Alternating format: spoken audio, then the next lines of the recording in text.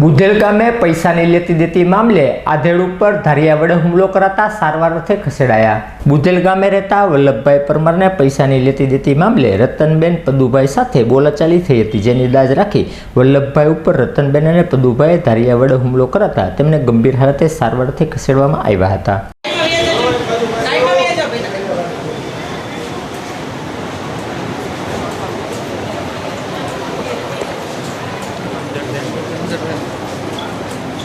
Side पर ले गो।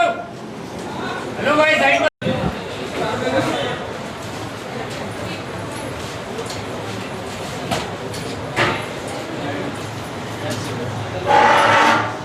તમારું આખું નામ?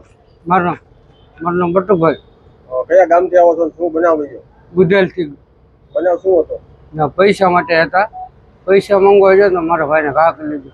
તમારા ભાઈનું નામ શું? વલ્લભભાઈ। એની પર કોણે ઘા કીધો? મારી બેને। શું કારણ શું હતું મારવાનું? પૈસા માટે। કેટલા પૈસા માંગતો? 3000 રૂપિયા।